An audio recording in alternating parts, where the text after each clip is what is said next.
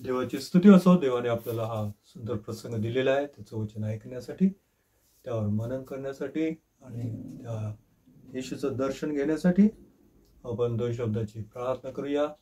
प्रभू देवा, मी तुझी स्तुती करतो या प्रसंगाबद्दल. तू आमची भेट घेतो, तू आम्हाला दर्शन देतोस, तू आम्हाला तुझा प्रकाश देतोस. मी प्रभू जीवनामध्ये कशा रीतीने चालावं याचं मार्गदर्शन करतोस. तुझा स्पर्श तू आम्हाला कर प्रभू, आणि आम्हाला आशीर्वादित कर. येशूच्या नावाने प्रार्थना केली आहे म्हणून तो ऐक. आमेन. आजच्या मननासाठी जे शास्त्र भाग आहेत ते पूर्ण शास्त्र वगैरे मी वाचून दाखवत नाही, परंतु त्यांचे फक्त संदर्भ सांगतो यासाठी की उपदेशामध्ये प्रत्यक्ष ते वचन येणार आहे. म्हणून जे वचन आहेत त्यांचे संदर्भ याप्रमाणे आहेत.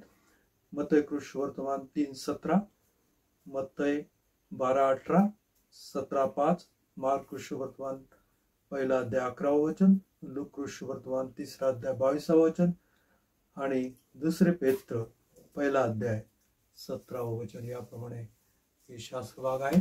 आजच्या संदेशाचा जे शीर्षक आहे ते याप्रमाणे आहे की बापाला संतुष्ट करणारा पुत्र येशू. बापाला संतुष्ट करणारा पुत्र येशू. ज्यावेळेस आपण येशूचे चरित्र वाचतो त्यावेळेस त्याच्या बाप्तिस्म्याच्या वेळेस आणि त्याच्या रूपांतराच्या वेळेस आकाशातून वाणी झाली आणि ती बापाची वाणी होती. आणि त्या वाणीप्रमाणे असं लिहिलेलं आहे की हा माझा पुत्र मला परमप्रिय आहे, याविषयी मी संतुष्ट आहे. हा माझा पुत्र मला परमप्रिय आहे आणि त्याविषयी मी संतुष्ट आहे. पेत्राने या शब्दांविषयी असं म्हटलेलं आहे की हे शब्द वापरून देवाने येशूचा सन्मान आणि गौरव केलेला आहे. या जगात असताना येशूचं एकच ध्येय होतं आणि ते ध्येय म्हणजे आपला जो बाप आहे त्याला संतुष्ट करणे. आणि त्या वचनामध्ये, वरील वचनामध्ये आपण वाचलेलं आहे, देव आणि येशू यांचं काय नातं होतं? देव आणि येशू यांचं नातं हे बाप आणि पुत्र यांचं होतं. आता हा प्रश्न आहे की एक पुत्र आपल्या बापाला कशा रीतीने संतुष्ट करू शकतो, आणि त्याचं उत्तर हे आहे की एक पुत्र आपल्या बापाला त्याच्या आज्ञेचं पालन करून त्याला संतुष्ट करू शकतो. आणि येशूच्या जीवनाकडे जर आपण पाहिलं तर त्याच्या पूर्ण जीवनामध्ये त्याने आपल्या बापाची आज्ञा पाळलेली आहे. आज्ञेचं आज्ञापालन हेच त्या येशूचं जीवन होतं. फिलिप्पीकरास पत्र 2 अध्याय 8व्या वचनामध्ये जर आपण वाचलं तर ते याप्रमाणे आहे, त्याने मरण व तेही वधस्तंभावरचे मरण सोसलं, येथपर्यंत आज्ञापालन करून त्याने स्वतःला लीन केले.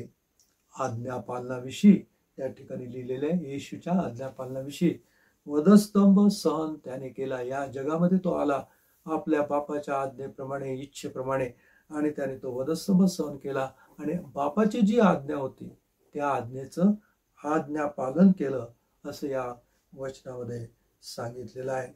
ही जी आज्ञा त्याच्या बापाची होती की जगामध्ये येऊन वधस्तंभावर आपला प्राण देणे ही अजिबात सोपी असल्या प्रकारची नव्हती. कारण या जगामध्ये ज्यावेळेस तो आला त्यावेळेस त्याने आपलं गौरव आणि वैभव जे स्वर्गामध्ये होतं ते त्याने सोडलं. त्याने स्वतःला रिक्त केलं. त्याने देवाचा पुत्र असूनही मनुष्य रूप धारण केलं. त्याने दुःखाचा प्याला पिऊन टाकला. येशूचं हे दुःख एवढं मोठं होतं की यशाने ज्यावेळेस त्याच्या 53व्या अध्यायामध्ये या सर्व दुःखाविषयी, त्याच्या दुःख सहनाविषयी लिहिलं, त्यावेळेस 12 वचनं फक्त यासाठी त्याने वापरले की कशा रीतीने येशू या जगामध्ये आला आणि वधस्तंभावर त्याने माणसासाठी, त्याच्या तारणासाठी दुःख सहन केलं. आणि ज्यावेळेस तुम्ही तो 53वा अध्याय वाचाल त्यावेळेस त्याच्यातले काही शब्द जे आहे ते ज्यावेळेस आम्ही वाचतो त्यावेळेस आम्हाला याची तीव्र कल्पना येते की कशा रीतीने आज्ञापालन करत असताना येशूने तो वधस्तंभ सोसला. काही शब्द ते आपण लक्षात घेतले पाहिजे, वाचले पाहिजे अध्याय 53 मधले. आणि काही शब्द म्हणजे तुच्छ, टाकलेला, क्लेशांनी व्यापलेला, व्याधींनी परिचित, लोक त्याकडे पाहून तोंड फिरवीत, व्याधी, क्लेश, ताडण, प्रहार, पिटलेला, घायाळ, ठेचला गेलेला, शिक्षा, फटके, हाल, वधायास नेत असलेला कोकरा, जुलूम, कबर, दुर्जनांच्या कबरांमध्ये ठेचलेला, वेदना, अधर्माचा भार, अपराधात गणना, पाप आपल्यावर घेणे. हे सर्व शब्द जे आहे ते येशूच्या दुःख सहनाविषयी आहेत जे त्याने वधस्तंभावर सहन केलं. आणि काही शब्द ज्यावेळेस आपण विशेषतः वाचतो की कशा रीतीने त्याचे हाल केले, तो शब्द त्या ठिकाणी कशा रीतीने त्याला पिडलं, कशा रीतीने त्याला ताडण केलं, कशा रीतीने त्याला क्लेश झाले, कशा रीतीने त्याला शिक्षा झाली, फटके बसले, कशा रीतीने तो वधाव्यास नेत असलेल्या कोकऱ्याप्रमाणे तो झाला, आणि कशा रीतीने अधर्माचा भार त्याच्यावर होता. आणि हे सर्व त्याने मानव जातीसाठी सहन केलं, म्हणजेच प्रत्येकासाठी, तुमच्यासाठी आणि माझ्यासाठी सहन केलं. या जगातलं माझ्यासाठी असं एकही दुःख नसेल की जे येशूने त्या वधस्तंभावर सोसलं नाही, सहन केलं नाही. पूर्ण क्रूसखांब त्याने सोसला आणि त्याने आपल्या बापाची आज्ञा पाळली आणि बापाला संतुष्ट केलं. आणि म्हणून आकाशातून अनेकदा असल्या प्रकारची वाणी झाली की तू माझा परमप्रिय पुत्र आहे, तुझ्यावर मी संतुष्ट आहे. आणि हे जे कार्य येशूने त्या वधस्तंभावर केलं हे प्रत्येकासाठी केलं, प्रत्येक व्यक्तीसाठी, तुमच्यासाठी आणि माझ्यासाठी. आणि म्हणून मला असं वाटतं या वधस्तंभाचा विचार करून, या दुःख सहनाचा विचार करून मला असं वाटतं प्रत्येक व्यक्ती जो ख्रिस्ती आहे त्याने सकाळी उठल्यानंतर काय विचार केला पाहिजे. पहिला विचार त्याने हा केला पाहिजे की ज्या येशूने माझ्यासाठी वधस्तंभ सहन केला, त्याला मी कसं खुश करू शकू, त्याला कसं मी संतुष्ट करू शकू, त्याला मी कसं आनंदी करू शकू, हा पहिला विचार असायला पाहिजे. ज्या येशूने आपल्यासाठी खिळे सहन केले, आपल्या हातामध्ये खिळे त्याने सहन केले, मला वाटते आपल्या जीवनामध्ये जीवनाच्या द्वारे आपण त्याला कसं पुन्हा खिळे ठोकू शकतो, पुन्हा कसं काय खिळे ठोकू शकतो, कसं आपण त्याला पुन्हा दुःख देऊ शकतो, हे आपण करूच शकत नाही. कारण एवढं मोठं कार्य त्याने वधस्तंभावर प्रत्येक व्यक्तीसाठी केलेलं आहे. खरं पाहिलं असतं ही गोष्ट लक्षात ठेवा की येशूने जे दुःख त्या वधस्तंभावर सहन केलं त्याच्यापेक्षा जास्त दुःख तुम्ही आणि आम्ही देतो. केव्हा? ज्यावेळेस आम्ही आज्ञा भंग करतो, ज्यावेळेस आम्ही त्याच्याकडे पाठ फिरवतो, ज्यावेळेस आम्ही त्याचा नाकार करतो, ज्यावेळेस आम्ही त्याच्यावर अविश्वास प्रगट करतो, ज्यावेळेस आम्ही त्याच्याकडे दुर्लक्ष करतो, त्यावेळेस वधस्तंभावर मला जे दुःख त्याला झालं असेल त्याच्यापेक्षा जास्त आम्ही त्याला देतो. इतकी गंभीर गोष्ट आहे. आणि म्हणून आम्हाला ह्या गोष्टीविषयी विचार करायला पाहिजे की मी त्याला संतुष्ट करत आहे का. येशूने आपल्या बापाला संतुष्ट केलं, त्याचं जीवन हे आपल्या बापाला संतुष्ट करण्यासाठीच होतं. मला असं वाटतं त्याला दुःख देणं तर फार दूरची गोष्ट, परंतु आपण उलट त्याच्यासाठी दुःख सोसून त्याला संतुष्ट करायला पाहिजे, त्याच्यासाठी त्याग करून त्याला संतुष्ट करायला पाहिजे, प्रसंगी आपला प्राण देऊन त्याला संतुष्ट करायला पाहिजे. एवढं मोठं कार्य त्याने त्या क्रूस खांबावर तुमच्यासाठी आणि माझ्यासाठी केलेलं आहे. याचा अर्थ हा की येशूने त्या बापाच्या आज्ञेचं आज्ञापालन करून त्याला संतुष्ट केलं. आम्ही सुद्धा या स्वर्गीय पित्याचे मुलं आहोत, पुत्र आहोत. आम्हाला सुद्धा त्याला संतुष्ट करायचं आहे, त्याला आनंदी असल्या प्रकारे करायचं आहे. जसं येशूने आज्ञापालन करून त्या बापाला संतुष्ट केलं, तसं आम्हाला सुद्धा आज्ञापालन करून त्या बापाला संतुष्ट करायचं आहे. मग आज आमच्यासाठी कोणची आज्ञा आहे? मत्तई कृष्णवर्तमान 22 अध्याय आणि 27 मध्ये असं लिहिलेलं आहे की तो त्याला म्हणाला, तू आपला देव परमेश्वर याच्यावर पूर्ण अंतःकरणाने, पूर्ण जीवाने व पूर्ण मनाने प्रीती कर. येशूने आणि देवजबाब यांनी आपल्यावर आधीच प्रीती केलेली आहे. येशूने त्या क्रूस खांबावर आपली प्रीती आपल्याला दाखवलेली आहे, आपल्यासाठी प्रीती केलेली आहे आणि आम्हाला त्याच्यावर प्रीती करायची आहे. आणि तसल्या प्रकारची आज्ञा पवित्र शास्त्रामध्ये मत्तई कृष्णवर्तमान 22:27 मध्ये त्या ठिकाणी सांगितलेला आहे. प्रश्न हा आहे की आम्ही त्याच्यावर प्रीती करतो का? परंतु पुष्कळदा असं दिसतं की आम्ही येशूवर प्रीती करत नाही, ज्याने आमच्यासाठी वधस्तंभ सहन केला. येशूवर प्रीती करत नाही, पण आपण स्वतःवर प्रीती करतो, आपल्या स्वतःच्या शरीरावर प्रीती करतो, आपण जगावर प्रीती करतो. आजचं जग, आजचा मनुष्य अतिशय दैहिक असल्या प्रकारच्या जगिक बुद्धीचा झालेला आहे. मला असं वाटतं सैतानाने जे हे जगाचं चित्र, जे जग जे ऍपल सारखं आहे, या ऍपलला सोन्याचा मुलामा दिलेला आहे आणि त्याच्यावर वेगवेगळे प्रकाश झोत टाकलेले आहे. ते एवढं आकर्षक झालेलं आहे की त्याच्याकडे पाहून आणि त्याचा सुगंध घेऊन माणसाच्या दैहिक ज्या इच्छा आहेत त्या जागृत होतात आणि मनुष्य जास्त दैहिक झालेला आहे आजच्या काळामध्ये. आणि तो फार अधाशी असल्या प्रकारचा झालेला आहे. ही गोष्ट सत्य आहे, कारण ज्यांनी स्टडी केला त्यांनी असं सांगितलेलं आहे की जगाच्या स्थापनेपासून आजपर्यंत जेवढं मनुष्याने या पृथ्वीचा आणि या निसर्गाचा उपभोग घेतला नसेल तेवढा उपभोग या मागील 30-40 वर्षामध्ये माणसाने घेतलेला आहे. इतका मनुष्य अधाशी झालेला आहे, जगिक बुद्धीचा झालेला आहे. आणि ज्यावेळेस असल्या प्रकारे मनुष्य जगिक होतो त्यावेळेस मी आणखी एक गोष्ट वाचलेली आहे की माणसाचं शरीर या काळात एखाद्या मूर्तीसारखं झालेलं आहे आणि त्या मूर्तीची पूजा मनुष्य रात्रंदिवस करत आहे. आणि देवाची त्या ठिकाणी देवाचं स्थान मात्र तिथे कुठेच दिसत नाही. देवावरची प्रीती त्या ठिकाणी ओसरलेली आहे.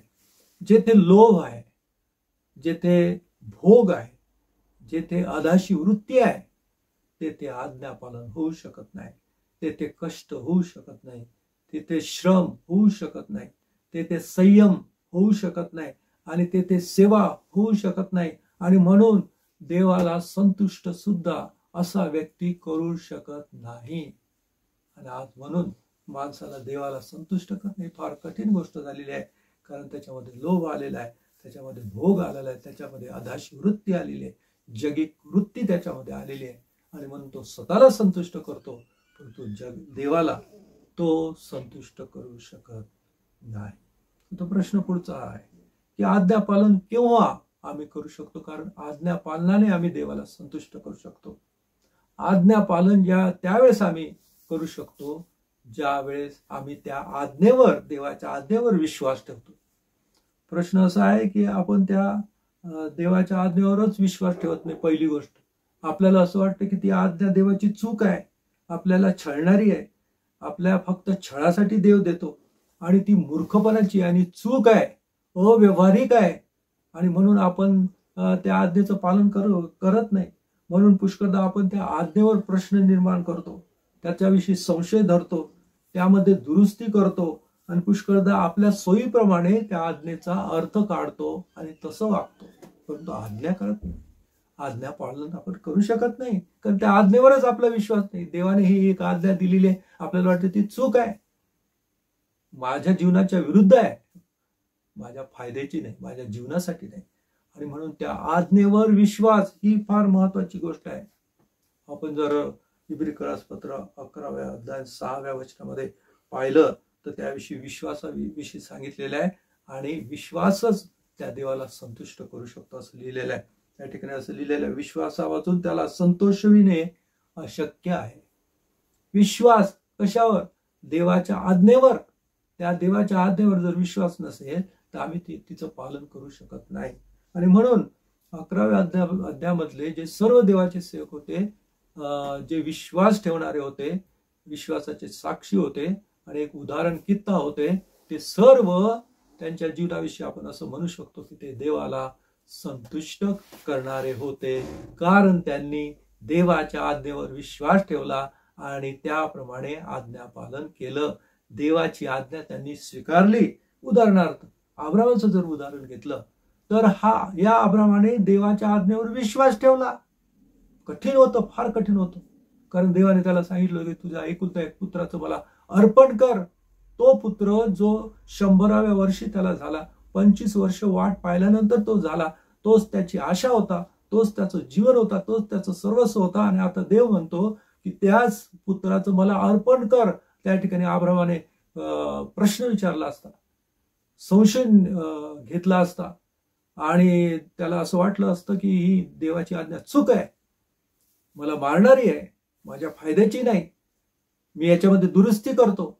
आणि मग त्या अब्रामाच्या ठिकाणी जर दुसरा कोणी असता तर चुपचाप गेला असता त्या मोरिया डोंगरावर आणि तिथे यज्ञ केला असता, परंतु आपल्या पुत्राचा नाही, 1000 त्या ठिकाणी मेंढरं आणले असते आणि त्यांचं अर्पण त्याने केलं असतं. देवाला सांगितलं असतं, पहा तू अर्पण करायला लावलं तर मी योग्य अर्पण असल्या प्रकारे केलंय, मुलाचं अर्पण कसं काय होऊ शकते? परंतु त्या अब्रामाने ना संशय घेतला, ना प्रश्न निर्माण केला, ना त्या आज्ञेमध्ये दुरुस्ती केली. त्या आज्ञेवर त्याने पूर्ण विश्वास दाखवला आणि त्या आज्ञेप्रमाणे खरोखरच तो तयार झाला आपल्या मुलावर सुरा उगवण्यासाठी, त्याला मारण्यासाठी, त्याचा यज्ञ करण्यासाठी. आणि ज्यावेळेस तो मारणार होता त्याच्या आधी त्याने जे पीडा भोगली असेल ती आपण विचार करण्याच्या आपल्या पलीकडे असल्या प्रकारची आहे. ती पीडा, त्या वेदना त्याने सहन केल्या, स्वतः सहन केल्या. कोणाला संतुष्ट करण्यासाठी? त्या देवाला संतुष्ट करण्यासाठी. आणि म्हणून अब्राम हा देवाला संतुष्ट करणारा असल्या प्रकारचा होता असं त्याचं वर्णन करताय. आयुष्यभर त्याने एकच गोष्ट केली, ती म्हणजे त्या देवाला संतुष्ट करणे. स्वतः त्या वेदना सहन करून देवाला संतुष्ट त्याने केलं. आणि हीच गोष्ट फार महत्वाची असल्या प्रकारची आहे. आता पुढची गोष्ट, आज्ञापालन केव्हा होते? जसं आपण पाहिलं की आज्ञापालन करण्यासाठी विश्वास पाहिजे, तसं दुसरी गोष्ट, आज्ञापालन करण्यासाठी लीन हा गुण पाहिजे, लीनता. येशूमध्ये ती लीनता होती आणि म्हणून तो आज्ञापालन करू शकला, म्हणून तो खाली येऊ शकला. फिलिप्पीकरास पत्र 2 अध्याय 8व्या वचनामध्ये लिहिलेलं आहे की मनुष्य प्रकृतीचे असे प्रगट होऊन त्याने मरण आणि तेही वधस्तंभावरचे मरण सोसले, येथपर्यंत आज्ञापालन करून त्याने स्वतःला लीन केले. तो लीन होता. लीन व्यक्ती तोच आज्ञापालन करू शकतो. लीनच स्वतःला रिक्त करतो. लीनच देव असून मानव रूप धारण करतो. लीनच स्वर्ग सोडून या मर्त्य व पापी जगात येऊ शकतो. लीनच जगाचा मालक असून दास बनू शकतो. जगाचा निर्माण करता असून लीनच स्वतः कोकरू होऊन मारणाऱ्याच्या हातामध्ये स्वतःला देऊ शकतो. स्वतः निर्माण करता असून त्याने जी निर्मिती आहे मनुष्य त्याच्या हातामध्ये स्वतःला दिलं. कशासाठी? मारण्यासाठी. याच्यासारखं लीनतेचं उदाहरण दुसरं असूच शकत नाही की जो निर्माण करता आहे, जी निर्मिती आहे त्याच्या हातात स्वतःला कोकऱ्यासारखा सोडून देतो. कशासाठी? की त्याने त्याला मारावा. याच्यासारखं लीनतेचं दुसरं उदाहरण नाही. आणि म्हणून त्या लीनतेमुळेच तो देवाच्या आज्ञेचं आज्ञापालन करू शकला. म्हणजेच काय? जो देवाच्या आज्ञेवर विश्वास ठेवून लीन होऊन आज्ञा पाळतो त्याच्यावर देव संतुष्ट होतो. आणि ज्याच्यावर देव संतुष्ट होतो त्याच्या जीवनात तो काय कार्य करतो? त्याला तो उंच करतो. येशूने आज्ञापालन करून देवाला संतुष्ट केलं. आणि ज्यावेळेस संतुष्ट देव होतो त्यावेळेस तो कृती करतो. त्या व्यक्तीला घेतो आणि त्याला उंच करतो. इब्रिकरास पत्र 11, 8 आणि 9 मध्ये लिहिलेले आहे. ह्यामुळे देवाने त्याला अत्युच्च केले सर्वांच्या वर आणि सर्व नावापेक्षा जे श्रेष्ठ नाव ते त्याला दिले. हे देवाचं कार्य आहे. ज्यावेळेस मनुष्य एखादा लीन होतो त्यावेळेस देव त्याला अत्युच्च करतो, उंच करतो, श्रेष्ठ करतो. हे देवाचं कार्य आहे. आणि या ठिकाणी आपण पाहतो येशूविषयी आपण असं म्हणू शकतो की आज्ञा पालन करताना जेव्हा येशू खाली आला तेव्हा देवाने त्याला अत्युच्च व श्रेष्ठ केलं. ज्यावेळेस तो खाली आला त्यावेळेस देवाने त्याला अत्युच्च केलं, उंच केलं. आम्ही देवाची मुलं आहोत. ज्यावेळेस आम्ही त्याचं आज्ञापालन करतो, त्याच्या आज्ञेवर विश्वास ठेवतो आणि स्वतःला लीन करतो त्यावेळेस देव आम्हाला उंच करतो. हे त्याचं कार्य आहे. त्याला उंच करायला पाहिजे. त्याला आपल्या जीवनामध्ये कार्य करायला पाहिजे. आणि त्या येशूला त्यांनी सर्वात उच्च केला. आज जर या जगाच्या पाठीवर सर्वात उच्च नाव, श्रेष्ठ नाव, सामर्थ्याने भरलेलं नाव जर कोणाचं असेल तर तो जो वधस्तंभावर खिळल्या गेला, मेला, ज्याने एवढं मोठं दुःख सहन केलं, तो आज सर्वांच्या वर आहे. सर्वांच्या वर आहे. याला कारण त्याचं आज्ञापालन, याला कारण त्याची लीनता, याला कारण त्याचा विश्वास आणि आज्ञापालन. आम्ही त्या देवाची मुलं या नात्याने ज्यावेळेस आम्ही त्याच्या आज्ञेचं पालन करतो, त्याच्या आज्ञेवर विश्वास ठेवतो, त्याच्यासमोर लीन होतो, त्यावेळेस देव सुद्धा आमच्या जीवनामध्ये हेच कार्य करतो. जे कार्य त्या येशूसाठी देवाने केलं तेच कार्य तो आमच्यासाठी करतो. मला असं वाटतं की जेथे ख्रिस्ती व्यक्ती उभी राहते, कुठे उभी राहो, जेथे ख्रिस्ती व्यक्ती उभी राहते तेथे ती एखाद्या टावर प्रमाणे उभी राहते. सर्वात वर, सर्वात श्रेष्ठ. कारण देवाचा आशीर्वादाचा वरदहस त्या व्यक्तीवर येत असतो. आज आपण, मला असं वाटतं, आपलं आत्मपरीक्षण करायला पाहिजे. आपल्या स्वतःविषयी प्रश्न विचारायला पाहिजे की देव तुमच्याकडे पाहून संतुष्ट झाला आहे काय? तुमच्याकडे पाहून तो आनंदाने हसत आहे का? खुश होऊन त्याचा आशीर्वादाचा हात वर तुमच्या शिरावर गेला आहे काय? जर असं असेल तर देवाचं कार्य तुमच्या जीवनामध्ये होत आहे आणि अधिक होणार आहे. जे महान असेल, जे येशूसाठी झालं तेच कार्य तुमच्या आणि माझ्यासाठी होईल. शेवटी देव तुम्हाला आशीर्वादित करो आणि तुमच्या जीवनामध्ये उंच करो. हालेलुया.